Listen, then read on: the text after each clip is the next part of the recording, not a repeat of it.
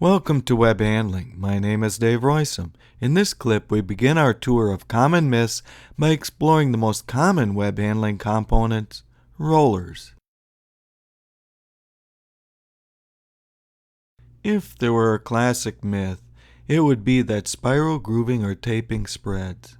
We could reason that there are three ways that the web might conform to spiral grooving, and two of the three have the tendency to wrinkle, not spread, and the third is merely neutral. Yet, we would repeat the very same mistake that people who offer their own explanations for spiral spreading. That mistake is relying on reasoning instead of science. In fact, all published studies that measured the power of various spreaders all concluded that the amount of spreading on spirals is zero.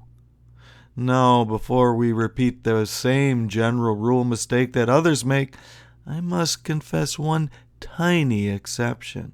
However, this known exception is so specific that it affects far less than a fraction of 1% of all webs.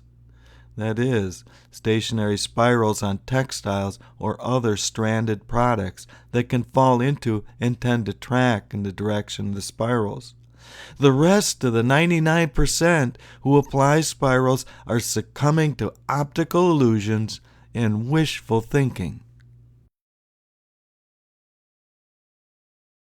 One myth you might have heard more in the past was that the web tracks to the tight side. The most common tracking mechanism is simple in-plane roller misalignment. The web tracks to the loose side in this case. Another tracking mechanism is rollers with a diameter profile error. Here, the web tracks differently in traction and sliding, as we learned in Module 2 of Web 101. The baggy web is well known by winder and printing press operators alike to be easily able to screw up the path of the web. Unfortunately, it is not so clear that it tracks to the tight side and may in fact go the other way. While we are on the subject of traction, let us list a few of the many myths here. The first is that large diameters increase traction.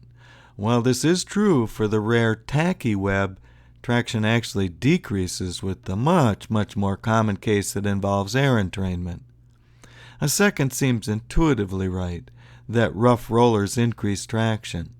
While this is true for smooth webs run at high speeds, the opposite may be true at low speeds. However, the most destructive myth is that you need a nip for traction. A nip is like four-wheel drive. It is almost never needed, and using one when you don't need it can greatly increase wrinkling and other troubles. We covered that in great detail in Module 3 of Web 101.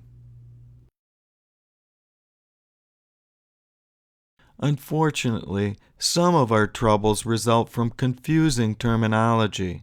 For example, the word traction is used for two nearly distinct concepts.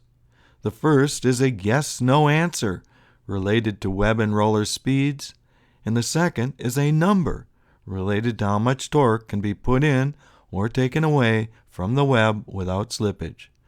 Much of this confusion can be eliminated by using the free Roisum dictionary by Abbott App. Thank you so very much for watching this module in my Plant Practical series. Please stay tuned as we continue our efforts in myth busting by talking tension.